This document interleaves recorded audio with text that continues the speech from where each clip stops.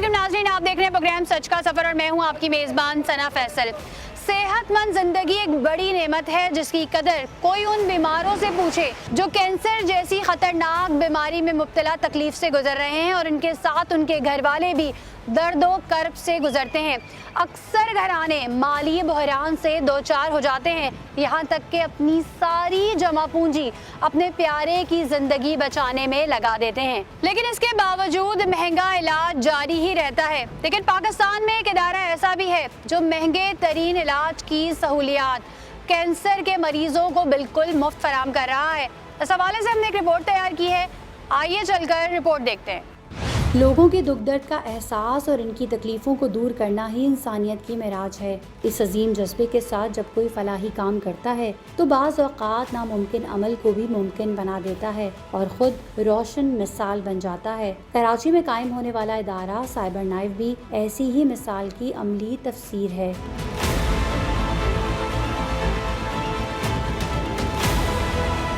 Cyber knife का शुमार दुनिया की महंगी तरीन तिब्बी टेक्नोलॉजी में किया जाता है। जदीद तरीन टेक्नोलॉजी को अमेरिका से दरामद किया गया है। पाकिस्तान में ये अपनी नौयत का पहला इक़दाम है जो जिना अस्पताल में पेशेंट एड फाउंडेशन के ताउन से बड़ी कामयाबी से चलाया जा रहा है, ताकि गरीब लोग जो कैंसर का इलाज और सर्जरी करवाने की सकत नहीं रखते वो इस जदीद तरीन रोबोटिक रेडियो सर्जरी सेंटर में करोड़ों रुपए की ट्रीटमेंट बिल्कुल मुफ्त करवा सकते हैं। साइबर नाइफ को अगर जादू की छुरी कहा जाए तो बेजाना होगा, क्योंकि ये सिर्फ चंद घंटों में जिस्म के किसी भी हिस्से से कैंसर के मुहलिक ट्यूमर को बगैर किसी मुज़र असरात या नुकसान के निकालने में मददगार साबित होती है।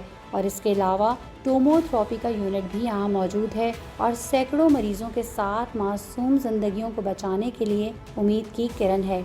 जिना अस्पताल पाकिस्तान का वाहिद तिबी मरकज़ है जो इलाज की इन सहूलियात को फराहम कर रहा है और दुनिया का पहला अस्पताल है जो मुफ्त फराहम कर रहा है। बैरून ममालिक से भी लोग यहाँ इलाज करवाने आते हैं और बेहतरीन तरबियत याफ्ता तिब्बी अमले की ज़ेर निगरानी कैंसर की खतरनाक बीमारी को शिकस्त देने में कामयाब हो जाते हैं। साइबर नाइफ कैंसर के मर्ज का जदीद रोबोटिक रेडियो सर्जरी सेंटर है। माहिर तरीन डॉक्टर्स और तरबियत याफ्ता तिबी अमले की ज़ेर निगरानी मरीजों का इलाज हो रहा है। ये कराची में कायम किया गया है। दुनिया की इस महंगी तरीन तिब्बी टेक्नोलॉजी को अमेरिका से दरामद किया गया है। पेशेंट एड फाउंडेशन और जिना पोस्ट ग्रेजुएट मेडिकल सेंटर की अनथक मेहनत और ताउन से अवाम को इलाज की तमाम तर सहूलियात मुफ्त फराम की जा रही हैं। अब तक कई मरीज कैंसर की बीमारी से छुटकारा पा चुके हैं और सैकड़ों का इलाज जारी है। आइए अंदर चलते हैं और आपको विजिट कराते हैं।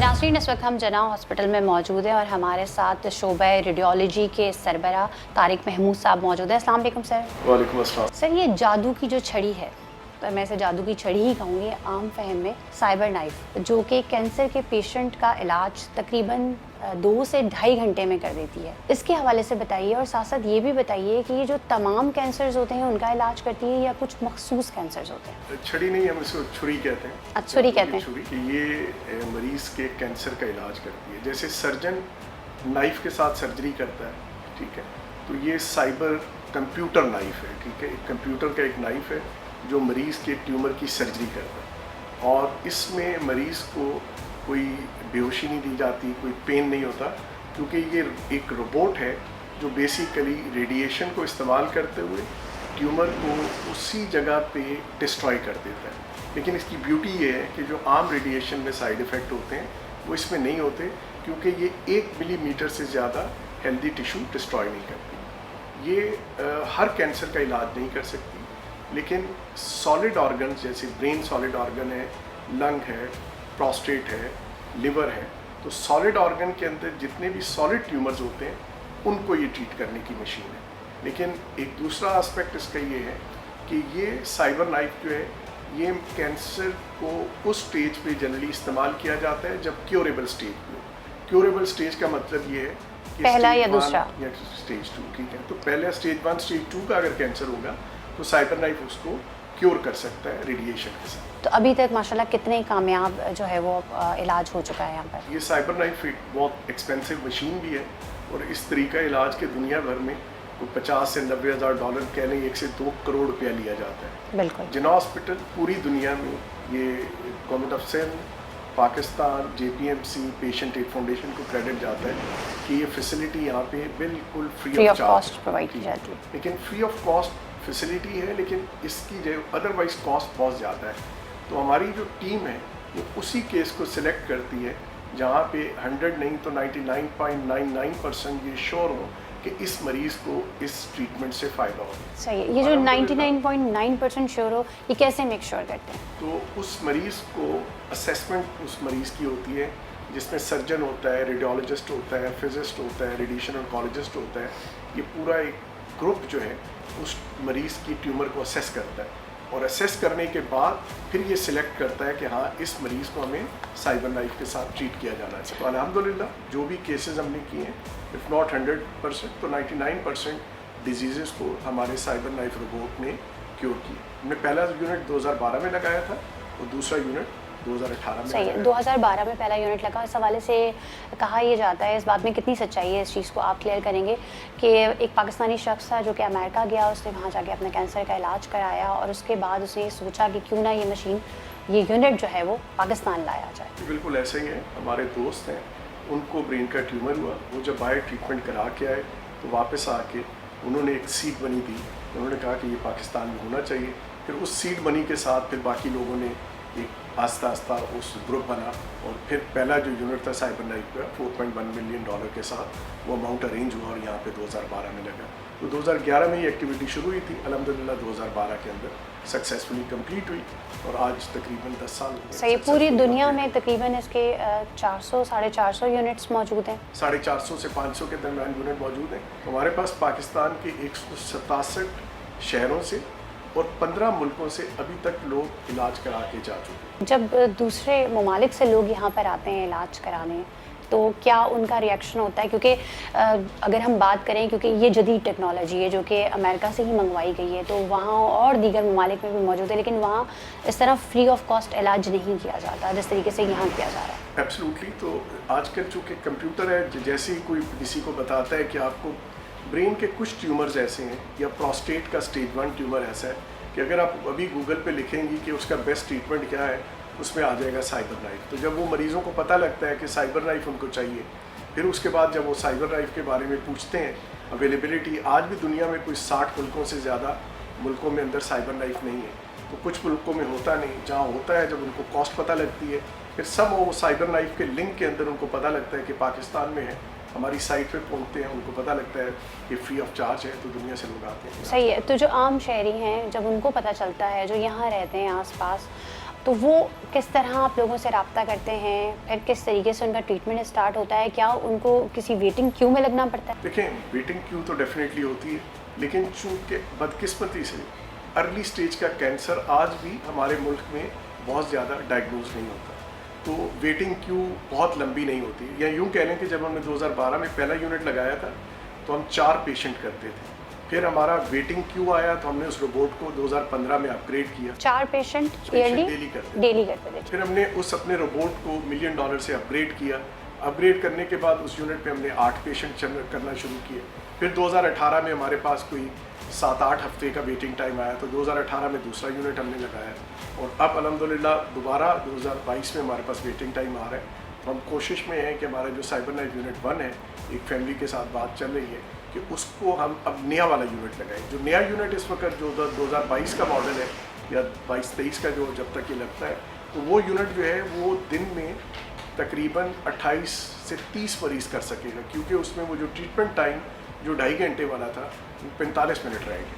तो इंशाल्लाह हमारी कोशिश है, तो हम वेटिंग टाइम के साथ साथ अपनी कोशिश करते रहते हैं कि अपने आप को भी अपग्रेड करते रहें ताकि पेशेंट जो है वो मैनेज हो सके। 167 शहरों से पाकिस्तान के लोग आ चुके हैं और पाकिस्तान के तकरीबन हर कोने में लोगों को इस यूनिट या इस फैसिलिटी के बारे में पता है और इसका क्रेडिट जो है ये टीवी चैनल्स को जाता है, सोशल मीडिया को जाता है कि उन्होंने इस इंफॉर्मेशन को इस लेवल पे डिसेमिनेट किया है। पाकिस्तान का कोई कोना ऐसा नहीं है जहाँ पे इसके बारे में पता है। यकीनी तौर पे जैसे आपने कहा कि मीडिया के थ्रू लोगों को पता चला, तो लोग यकीनी तौर पे ये भी जानना चाहते होंगे कि खुदा न खास्ता किसी की फैमिली में या किसी को कैंसर डायग्नोस होता है और वो फर्स्ट और सेकंड स्टेज का है, तो वो यहाँ किस तरह से आता है, राब्ता कैसे करता है और फिर किस तरह से ट्रीटमेंट होता है? देखिए, साइबर नाइफ की जो बिल्डिंग हमारी जो आप देख रही हैं, साइबर नाइफ क्रोनोथेरेपी 9 बजे से 5 बजे तक खुली होती है। हर रोज़ 6 डेज़ अ वीक ही हम मरीज़ OPD के अंदर देख रहे होते हैं। मरीज़ ने रिसेप्शन पे आना है, अपना केस लेके आना है। मरीज़ या उसका अटेंडेंट उसकी फ़ाइल लेके आता है, उस मरीज़ को रजिस्टर करके हमारे डॉक्टर्स उसको एवेलुएट करते हैं, फिर उसके बाद उसको बता देते हैं कि कोई साइबर नाइफ का केस है या नहीं है, या उसको फिर दूसरे तरीके से गाइड कर देते हैं। लेकिन कराची के अलावा मेरी रिक्वेस्ट ये होती है कि बाकी शहरों से मरीज़ आए ना, हमारा ईमेल एड्रेस मौजूद है cyberknife JTMC, हमारी वेबसाइट के ऊपर हमारा मोबाइल नंबर भी मौजूद है। हमारी रिक्वेस्ट ये होती है कि पहले आप अपने मरीज़ का केस हमें व्हाट्सएप कर दें या ईमेल कर दें, हमारी टीम उसको एवेलुएट करके फिर आपको बता देगी कि आप साइबर नाइफ के केस हैं तो आप आ जाएं। क्योंकि अनफॉर्चुनेटली जब भी कोई प्रोग्राम चलता है, उस प्रोग्राम के बाद लिटरली अगर 30 मरीज़ OPD में आते हैं तो उसमें से एक होता है जिसको वाकई साइबर नाइफ की ज़रूरत होती है। 5 मरीज़ आ जाते हैं और जब उनकी बहुत हम अपने पास दोबारा उनका CT करते हैं, MR करते हैं, तो पता लगता है कि वो केस साइबर नहीं मेरिट करता। तो कभी ऐसा हुआ है कि जब कभी यूज़ किया हो और फ़ायदा ना हुआ हो? कमर्शियल सेंटर के अंदर तो मरीज़ का 1-2 करोड़ रुपए आ रहे हैं, तो वहाँ लोगों के कॉम्प्रोमाइज़ हो जाते हैं कि चलो कर लेते हैं, पैसे आ रहे हैं। हमारा तो ये होता है कि एक मरीज़ पे $1000 से $2000 हमारा एक्सपेंस हो रहा होता है, जो चाहे गवर्नमेंट ऑफ सिंध दे रही है या पेशेंट एड फाउंडेशन ज़कात की मद में कर रही है। हमारा ये है कि उसकी जुडिशियस यूज़ यही है कि जब हमारी टीम का कंसेंसस हो कि इस मरीज़ को फ़ायदा होना है तो उसी को करें। तो ऐसा बहुत कम हुआ है, जैसे मैंने बताया ना कि इफ़ नॉट 100 तो 99% जो केसेस हमने सिलेक्ट किए उसके अंदर हमें ट्रीटमेंट रिस्पांस मिला। क्योंकि ये एक होप है ना, जब लोग सुनते हैं या देख रहे हैं तो वो सोचते होंगे कि अल्लाह ना करे अगर हमें ये मौजी मर्ज है तो इसका इलाज हो सकता है। फिर जब बड़ी होप लेकर यहाँ पे आते हैं लेकिन उनकी रिपोर्ट्स वगैरह से पता चलता है कि जी इन पे साइबर नाइफ नहीं अप्लाई हो सकती, तो उनकी काउंसलिंग किस तरीके से करते हैं? एक तो ये है कि हमारी जो टीम है अल्हम्दुलिल्लाह बड़े क्वालिफाइड ऑन्कोलॉजिस्ट यहाँ पे हैं, वो टीम उनको गाइड करती है, काउंसलिंग भी करती है और गाइड भी करती है। बहुत से मरीज़ ऐसे होते हैं जिनका साइबर नहीं, उनको हम बताते हैं कि आपके लिए सर्जरी बेहतर है, या आपके लिए कीमोथेरेपी बेहतर है, या आपके लिए कोई कॉम्बिनेशन थेरेपी बेहतर है, या अदरवाइज़ जो ऐसे भी मरीज़ होते हैं जिनको हम गाइड कर देते हैं कि ये अब स्टेज के ऊपर है कि किसी भी तरीका इलाज से इनको फ़ायदा नहीं हो सकेगा, तो हमारी टीम उनको काउंसलिंग करती है। आप हमारे नाज़रीन को क्या बताना चाहेंगे, किस तरीके से अपनी बॉडी का, अपनी हेल्थ का चेकअप करें या चेक कराते रहें या ख्याल रखें कि आप इस मर्ज से बच पाएँ? किसी आदमी को हम दिमाग से शुरू करते हैं, 6 हफ्ते से ज़्यादा कॉन्स्टेंट हेडेक हो, उसको सर का दर्द हो 6 हफ्ते से ज़्यादा, और वो दर्द उसका ठीक ना हो रहा हो, तो उस बंदे को चाहिए कि ज़रूर अपना ब्रेन का MRI स्कैन या CT स्कैन करा ले, ठीक है। तो बहुत पॉसिबिलिटी है कि उसको उस चीज़ के बारे में पता लगे। इसी तरह प्रोस्टेट कैंसर के लिए जो भी लोग जिनकी उम्र 50-55 से ऊपर है, वो एक टेस्ट होता है ब्लड का PSA, साल में एक दफ़ा वो करा लें, तो आप अर्ली स्टेज के ऊपर प्रोस्टेट के कैंसर को पिक कर सकते हैं। इसी तरह जो स्मोकर्स हैं, ठीक है, उनको चाहिए, जो ख़ास तौर पे जो क्रॉनिक स्मोकर हैं, कि वो कम से कम भी साल में या 2 साल बाद कम से कम एक दफ़ा ज़रूर अपना एक कम से कम चेस्ट एक्सरे करा लें। तो ये स्क्रीनिंग के मेथड्स हैं।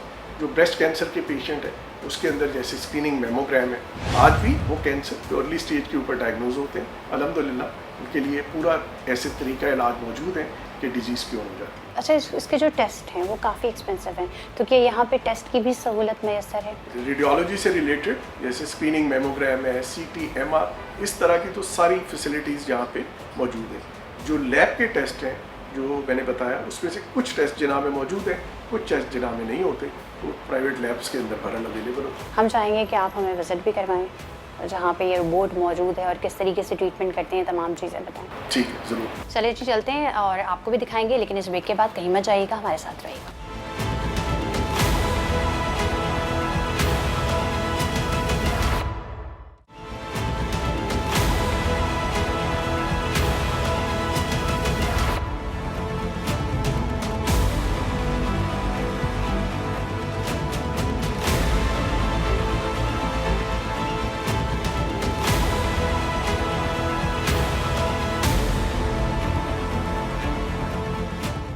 वेलकम वेलकम बैक नाज़रीन। और हम उस जगह पे आ गए हैं जहाँ पे साइबर नाइफ का यूनिट लगा है, और यहाँ पर साइबर नाइफ का जो यूनिट लगा है 2019 में इंस्टॉल हुआ था। ये यूनिट नंबर 2 है। ये वाल काबिल तहसीन है क्योंकि ये अपनी नौयत का पहला ऐसा इकदाम है जिसमें कैंसर में मुब्तला वो गरीब अफराद जो इलाज करवाने और सर्जरी करवाने की सकत नहीं रखते, अब कराची में इंतहाई जदीद सहूलत से फ़ायदा उठाकर बिल्कुल मुफ्त इलाज करवा सकते हैं और अपने जिस्म के किसी भी हिस्से से चंद घंटों में मौलिक ट्यूमर को निकलवा सकते हैं। और साइबर नाइफ से इलाज करवाने के बाद मरीज़ को किसी भी किस्म के मुज़र असरात या किसी भी किस्म के रद्द अमल का सामना नहीं करना पड़ेगा। ये जो भी कैंसर होगा उसको बिल्कुल जड़ से ख़त्म कर देगा। और यहाँ पर हमारे साथ नौरोज़ मौजूद है। नौरोज़, पहले अपने हवाले से कुछ बताइएगा। बेसिकली मैं मेडिकल फिजिसिस्ट हूँ। यहाँ पर हम रेडिएशन, जो मेडिकल फिजिसिस्ट है उसका ये काम है कि वो एक रेडिएशन का प्लान जनरेट करता है कि जो हमारी ये जो रेडिएशन है ये ऐसी जगह से गुजरे जहाँ से ये कम से कम हेल्दी टिश्यू को डैमेज करें और जो ज़्यादा से ज़्यादा ट्यूमर है उसको टारगेट करें, ताकि हमारा जब हेल्दी टिश्यू कम डैमेज होगा तो इसमें रेडिएशन इंजरी के चांसेस बहुत कम हो जाते हैं, जिसकी वजह से साइबर नाइफ का इलाज दूसरे इलाज से ज़्यादा इम्पॉर्टेंट भी समझा जाता है। 2012 में यूनिट इंपोर्ट किया गया, ये वाला जो है ये 2019 में किया गया। तो डेफिनेटली इसको चलाने के लिए और इससे इलाज के लिए जो यहाँ का स्टाफ होगा इसे भी ट्रेनिंग दी गई होगी। कुछ ऑन साइट फैक्ट्री ट्रेनिंग्स होती हैं जो कि बैरून मुल्क जाके होती हैं, और कुछ ऑन साइट ट्रेनिंग्स होती हैं जो यहाँ पर आकर दी जाती हैं। जब हमारा ये यूनिट इंस्टॉल हुआ 2012 में, तो हमारे जो मेडिकल फिजिसिस्ट थे और जो ऑन्कोलॉजिस्ट थे और जो रेडियोलॉजिस्ट थे, तमाम लोगों को बाहर से ट्रेन किया गया। उसके बाद जब यहाँ पर ऑन साइट हमने ये ट्रीटमेंट स्टार्ट किया तो उस वक्त भी एक्यूरे की तरफ से कुछ लोग आए जिन्होंने हमें सपोर्ट किया और हमने एक ट्रीटमेंट स्टार्ट किया। तो जब यहाँ पे पेशेंट आता है बहुत होप लेकर आता होगा, और जब यहाँ से सेहतमंद होकर जाता है तो क्या उसका रिएक्शन होता है, क्योंकि ये फ्री ऑफ कॉस्ट है। इसमें कोई बात में कोई शक नहीं है कि इलाज बहुत महंगा है, और इसमें इलाज की सबसे बड़ी खूबसूरती ये है कि पेशेंट को कहीं कोई कट नहीं लगाया जाता, कहीं कोई सर्जरी नहीं की जाती। इसको रेडियो सर्जरी इसीलिए ही कहा जाता है कि पेशेंट आता है, 1 घंटे का या तकरीबन 45 मिनट का ट्रीटमेंट होता है और उसके बाद पेशेंट अपने पाँव पे चल के खुद से चला जाता है। और इस इलाज में यहाँ 1 दिन या 3 दिन या 5 दिन का ये इलाज होता है, जिसको हम लोग तकरीबन हर रोज़ का आप कह सकते हैं कि आधा घंटा या 45 मिनट में। जब ये ट्रीटमेंट होती है इसके बाद फिर उसके कुछ टेस्ट होते हैं, या फिर अगले दिन जब वो आता है तब टेस्ट होते हैं, या पूरी ट्रीटमेंट के बाद टेस्ट किए जाते हैं? पेशेंट को जब हम पूरा ट्रीट करते हैं उसके 3 महीने के बाद एक MRI स्कैन किया जाता है और उसमें देखा जाता है कि डिजीज़ कितनी श्रिंक हो रही है, कितनी कम हो रही है। उसी हिसाब से फिर 3 महीने और 6 महीने के बाद हम पेशेंट को जो है वो फॉलोअप पे रखते हैं और उसे बार बार स्कैन्स करके देखा जाता है कि अब बीमारी की सूरत हाल क्या है। सही है। साथ साथ उनको कुछ मेडिसिन वगैरह भी दी जाती हैं? नहीं, हमारे इलाज में मेडिसिन नहीं दी। जैसे हम देख रहे हैं यहाँ पे एक पेशेंट ऑलरेडी जो है वो लेटे हुए हैं, तो अभी जैसे ये आए हैं, इनको लेटाया है, उसके बाद इस कमरे से सब चले जाएंगे? जी बिल्कुल ऐसा ही होगा, क्योंकि इस पर जब ये मशीन ऑन होती है तो इसकी एक खूबसूरती ये है कि इसमें हम रियल टाइम इमेजिंग करते हैं।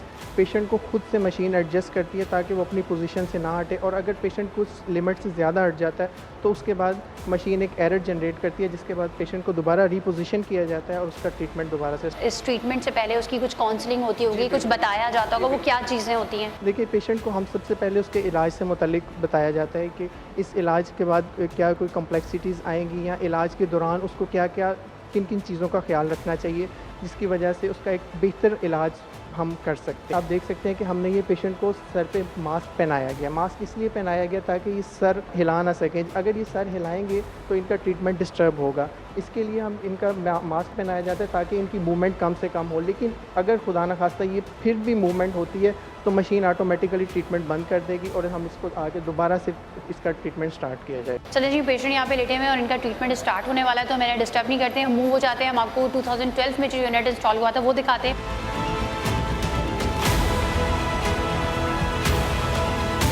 जी, तो हम बाहर आ गए हैं और ये जो तमाम प्रोसेस है उसमें पेशेंट अंदर अकेला है, लेकिन उसकी मॉनिटरिंग कैसे हो रही है बताएंगे? किस तरीके से इसकी मॉनिटरिंग हो रही है? इसकी मॉनिटरिंग बेसिकली इस तरह से होती है कि ये जो पेशेंट है ये अभी इसकी पोजीशन एक्वायर करेंगे, तो पेशेंट की पोजीशन एक्वायर करने के लिए इसके ऊपर 2 एक्सरे ट्यूब्स लगी हुई हैं जो लाइव इमेजिंग करेंगी इसकी। ये पहले पेशेंट को उस पैरामीटर्स के अंदर लेकर आएंगे जिनकी लाइव इमेजेस की यहाँ पर जो भी इसके पैरामीटर्स होंगे वो यहाँ पर आ जाएंगे। जब पेशेंट इस पैरामीटर्स के अंदर आ जाएगा तो ये एग्जीक्यूट होगा। और इसकी जो ब्यूटी है इस रोबोट की, उसके अंदर ये है कि ये मिलीमीटर्स के ऊपर अपने आप को चेक करता है, मिलीमीटर्स को काउंट करता है। तो जैसे ही अपने मिलीमीटर्स अपने पैरामीटर से बाहर निकलता है तो ये ऑटोमेटिकली स्टॉप होता है, एरर देता है। जी। चलें जी, आप स्टार्ट करने लगे। ये जो है ये आप देखें साइबर नाइफ से जो ट्रीटमेंट दिया जा रहा है स्टार्ट हो रहा है। अच्छा, यहाँ पे जो पेशेंट मौजूद हैं, क्योंकि जो आपने इमेजेस खोले हैं उससे मुझे लग रहा है इनको कोई ब्रेन का ट्यूमर वगैरह है, और ये इनका तीसरा या चौथा सेशन है। ये इनका थर्ड फ्रैक्शन है। डॉक्टर ने कितने सेशन जो है वो सजेस्ट किए हुए इनको? इनके टोटल 5 सेशंस हैं। ये इनके पैरामीटर्स आ गए कि अपनी जो इनकी सिमुलेशन पे जो पोजीशन थी उस पोजीशन से ये पेशेंट कितना मूव है अभी। ठीक है। और जितना भी मूव है वो ये 4.1 मिलीमीटर, 0.2 मिलीमीटर, 2.8 मिलीमीटर, अब ये इसको 0 मिलीमीटर के अंदर लेकर आएगा ताकि इसकी जो एक्यूरेसी है वो 100% हो। चलिए जी, आप स्टार्ट कर दें।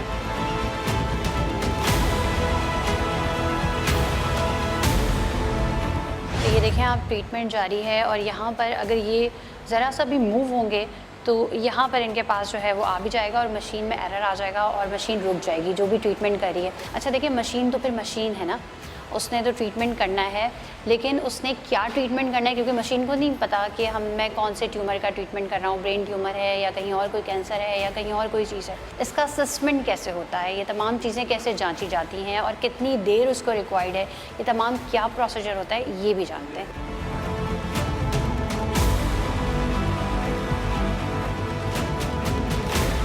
जी तो नाज़रीन, ये है ट्रीटमेंट प्लानिंग रूम। किस तरह से ट्रीटमेंट देना है, कितनी ट्रीटमेंट होनी है, कितने सेशंस होने हैं, कौन सा ट्यूमर है, कितनी देर रिक्वायर्ड है, तमाम चीज़ें अंदर किस तरह से प्लान होती है, आपको अंदर लेकर चलते हैं। अच्छा, किस तरीके से असेसमेंट होती है? जैसे कि आपने बताया कि मशीन तो डेफिनेटली मशीन होती है ना, उसको क्या पता कि जो पेशेंट है उसको कौन सा ट्यूमर है, किस तरह ट्रीटमेंट करना है, इसके कितने सेशंस होने हैं, और ये तमाम चीज़ें कैसे यहाँ पे चेक की जाती हैं? यहाँ पर ये तमाम चीज़ें देखने के लिए हम लोग जो है वो पेशेंट का एक ट्रीटमेंट प्लान जनरेट करते हैं, जिसमें सबसे पहले ट्यूमर को दी जाने वाली डोज, उसके तक दी जाने वाले फ्रैक्शंस के ये डोज कितने फ्रैक्शंस में दी जाएगी ये तय पहले किया जाता है, और ये तमाम चीज़ें मशीन को डिलीवर की जाती हैं, जिसकी बिना पर एक ट्रीटमेंट प्लान जनरेट किया जाता है। ये जो ट्रीटमेंट प्लान बनता है ये कितने लोगों की मौजूदगी में बनता है? ये ट्रीटमेंट प्लान रेडिएशन ऑन्कोलॉजिस्ट और मेडिकल फिजिसिस्ट दोनों की मौजूदगी में ये ट्रीटमेंट प्लान बनाया जाता है। फिर उसको इम्प्लीमेंट कौन करता है? ये इम्प्लीमेंट इसको करना जो हमारा रेडिएशन थेरेपिस्ट होता है, ये उसकी जॉब होती है, वो इस ट्रीटमेंट प्लान को मशीन के ऊपर डिलीवर करता है। और ये इस पूरे प्रोसीजर में कितना टाइम लगता है? इस पूरे प्रोसेस में तकरीबन 3 से 4 दिन का टाइम लगता है, जिसके बाद हम पेशेंट को ट्रीटमेंट काउच पे ले जाते हैं और वहाँ उसका ट्रीटमेंट शुरू कर दिया जाता है। अच्छा, ये टाइम तो काफ़ी कम है, तो आपकी क्या बहुत बड़ी टीम है यहाँ पर? कितने लोग हैं इस टीम के? इस टीम में 3 रेडिएशन ऑन्कोलॉजिस्ट, 3 फिजिसिस्ट और तकरीबन 6 रेडिएशन थेरेपिस्ट शामिल हैं। अच्छा, यहाँ पर जो है वो ट्रीटमेंट प्लान होता है, और जो है इस ट्रीटमेंट प्लान पे इम्प्लीमेंट कैसे होता है वो, जो क्योंकि अंदर तो आपने देखा एक रोबोट है जो कि ट्रीटमेंट कर रहा है, लेकिन उसका जो पूरा मैकेनिज़्म है वो किधर है, वो भी आपको बताएं। जी तो नाज़रीन, जैसा कि मैंने अंदर आपको बताया था कि ट्रीटमेंट किस तरीके से प्लान होता है, प्लान के बाद जिस तरीके से रोबोट ट्रीट कर रहा होता है, तो उसका जो CPO है, ये पूरा सिस्टम यहाँ पर मौजूद है, ये पूरा मैकेनिज़्म है, यहाँ से जो है ये ऑपरेट हो रहा होता है और वहाँ पर ट्रीटमेंट चल रही होती है। मैंने आपको ये कहा था कि 2012 में जो यूनिट इंस्टॉल हुआ था वो भी आपको दिखाऊंगी, तो देर नहीं करते वो यूनिट भी आपको दिखा देते हैं। जी तो नाज़रीन, जिसके हवाले से मैंने आपको बताया था कि 2012 में सबसे पहले साइबर नाइफ का जो यूनिट इंस्टॉल हुआ था, जिसमें एक पाकिस्तानी शख्स था जिसको कैंसर डायग्नोस हुआ था और वो अमेरिका गया था और वहाँ जाके उसने अपनी ट्रीटमेंट कराई थी। उसके बाद उसने कहा कि मैं ये यूनिट पाकिस्तान में भी लेके आऊँगा और जो कैंसर के पेशेंट्स हैं उनका फ्री इलाज होगा। तो ये वो होप थी, और जैसे जैसे आपको पता है कि टेक्नोलॉजी अपग्रेड होती जाती है, चीज़ें चेंज होती जाती हैं। इसकी मिसाल आप ऐसे ले सकते हैं कि आज जो मोबाइल का मॉडल हमारे पास है, 2 साल बाद वो अपग्रेड होकर आएगा, तो हर बंदा चाहेगा कि हम अपग्रेड मॉडल लें। तो इसकी मिसाल इसी तरह से है कि ये अगर दिन में 8 पेशेंट्स का ट्रीटमेंट करती है, तो अब जो अपग्रेड मशीन है जो मैंने आपको पहले दिखाई है, जहाँ पे एक पेशेंट का ऑलरेडी ट्रीटमेंट हो रहा है, तो वो 16 पेशेंट्स को जो है वो एक दिन में ट्रीट करती है। तो वो मशीन अपग्रेड है, लेकिन सबसे पहले जो मशीन पाकिस्तान में आई थी, जो कि एक होप थी, लोगों की उम्मीद थी कि वो कैंसर जो कि साइबर नाइफ के ज़रिए ट्रीट हो सकते हैं, क्योंकि साइबर नाइफ के ज़रिए जो कैंसर ट्रीट होते हैं वो उन्हें जड़ से उखाड़ के फेंक देता है, और 99.9% जो है वो कैंसर दोबारा रिवर्स नहीं होता। और भी चीज़ें आपको दिखाएंगे यहाँ पर, और यहाँ पर जो पेशेंट्स मौजूद हैं उनसे भी आपकी बात करेंगे, लेकिन इस ब्रेक के बाद कहीं मत जाइएगा, हमारे साथ रहिएगा।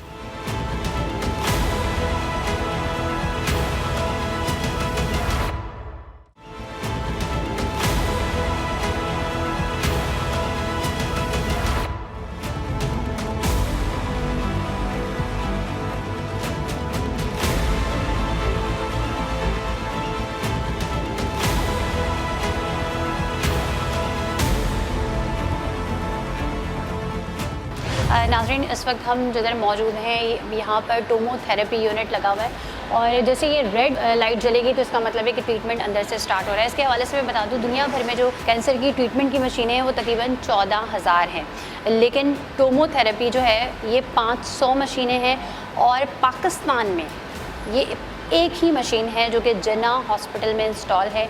और यहाँ पर जो है वो जो कैंसर के जो पेशेंट्स हैं जिनका शौक के ज़रिए इलाज किया जाता है, बेसिकली इसका जो इफ़ेक्ट होता है वो ऐसा होता है कि अगर इससे जो ट्रीटमेंट होता है उससे कैंसर दोबारा कभी नहीं आता। 99.9% ये चीज़ श्योर है।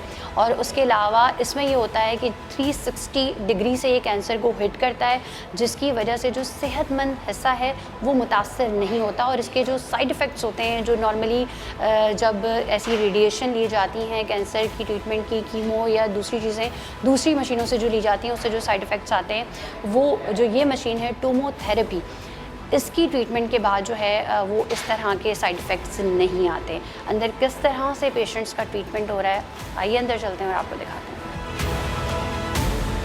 सुने जी, हम आ गए।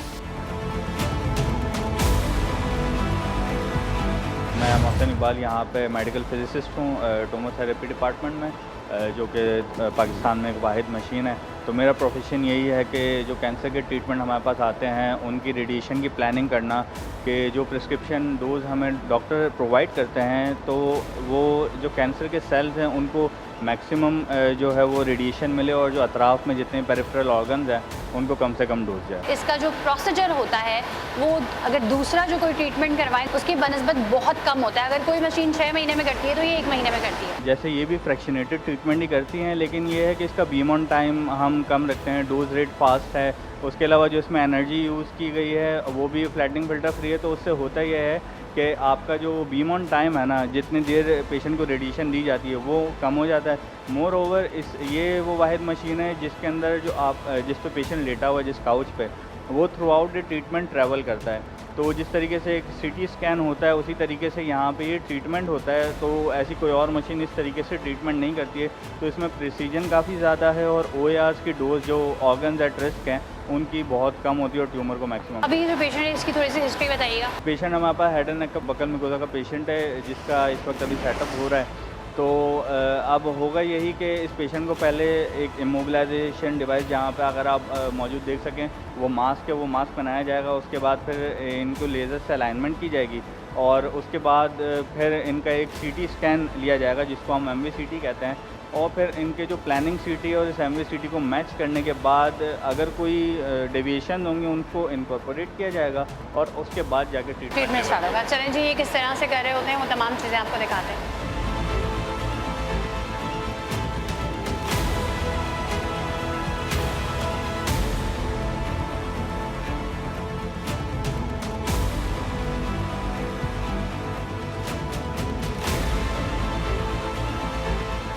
नाज़रीन, पेशेंट एड फाउंडेशन और सिंध गवर्नमेंट किस तरीके से मिलकर काम करी है, तमाम चीज़ें जानेंगे। हमारे साथ सुहेल हुसैन मौजूद हैं। अस्सलाम वालेकुम। वालेकुम सलाम। तो मुझे ये बताएं किस तरीके से जो है ये काम हो रहा है, क्योंकि ये इतना ज़बरदस्त काम है, इतनी हाई इक्विपमेंट यहाँ पर मौजूद है, लोगों को जिस तरीके से ट्रीट किया जा रहा है, ये तो मुझे ऐसा लग रहा है कि मैं किसी 7 स्टार हॉस्पिटल में मौजूद हूँ जो यहाँ पे खुसूसियात मौजूद हैं। बिल्कुल, ये पेशेंट एड फाउंडेशन जो फैसिलिटीज़ मरीज़ों के लिए फ्री ऑफ कॉस्ट प्रोवाइड कर रहा है उसमें बहुत सारी चीज़ें ऐसी हैं और बहुत सी मशीन की ऐसी है जो कि लोगों को मालूम भी नहीं है। साइबर नाइफ से कैंसर का ट्रीटमेंट है, टोमोथेरेपी है, इसके अलावा मेडिकल इक्विपमेंट्स जो बहुत हाईली एक्सपेंसिव मेडिकल इक्विपमेंट्स हैं और हम किसी भी मरीज़ से एक सिंगल रुपीज़ भी चार्ज नहीं करते उनकी ट्रीटमेंट के लिए। हर चीज़ फ्री ऑफ कॉस्ट है। बहुत से लोगों को नहीं मालूम साइबर नाइफ के बारे में, टोमोथेरेपी के बारे में। तो मैं लोगों से यही कहना चाहूँगा कि बहुत से लोगों को नहीं मालूम है तो वो आएँ और यहाँ पे आकर फ्री ऑफ कॉस्ट इलाज की इन फैसिलिटी से इस्तेफ़ादा हासिल कर सकते हैं।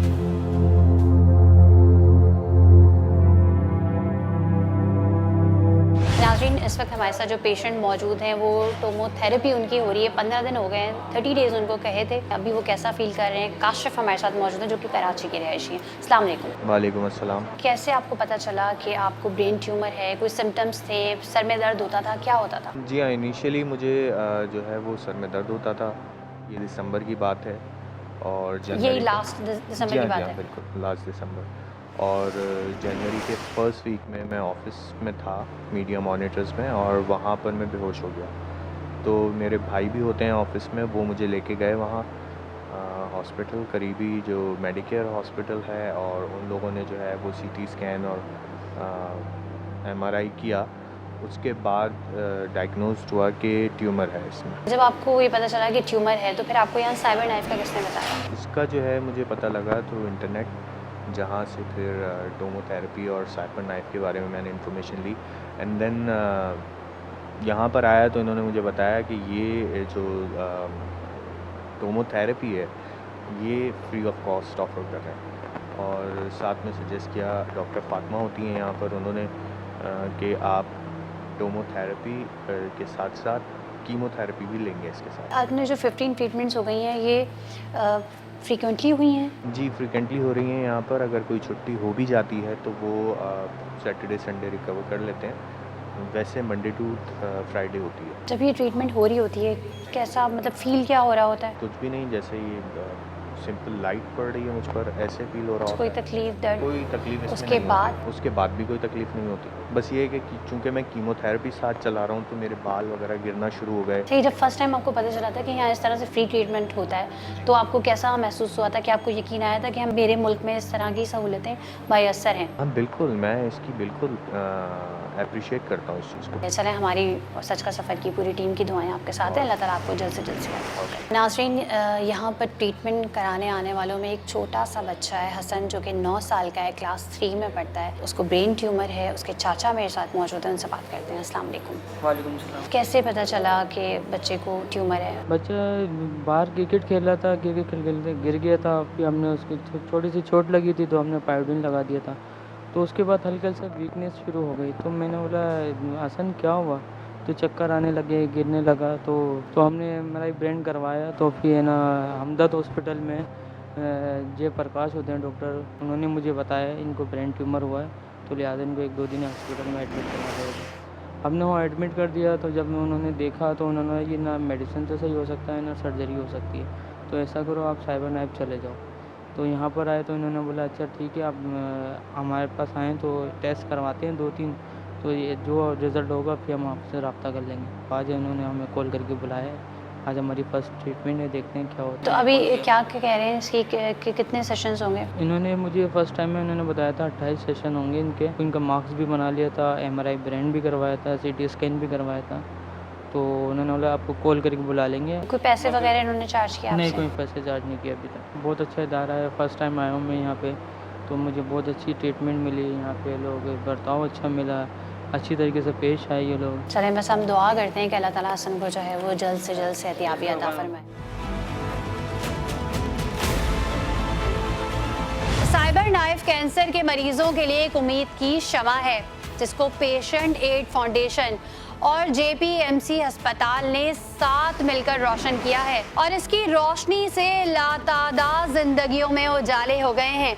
बेशतर तरक्की याफ्ता ममालिक में भी अपनी आवाम को ये सहूलियात मुफ्त फराम नहीं की जा रही, लेकिन यहाँ ये अमल काबिले तारीफ है, और ये बात साबित कर रहा है कि अब भी इंसानियत की भलाई के लिए बड़े बड़े फलाही काम नेक नियति से किए जा रहे हैं, तो इनसे लाखों अफराद मुस्तफ़ीद हो रहे हैं। अगर आपके इर्द गिर्द कोई ऐसा मसला है और आप चाहते हैं कि सच के सफ़र में हम आपकी आवाज़ बन सकें, तो आप हमें हमारी फेसबुक की ID पर मतला कर सकते हैं। इसी के साथ अपनी मेज़बान सना फैसल और सच का सफ़र की पूरी टीम को इजाज़त दीजिए। अल्लाह हाफ़िज़।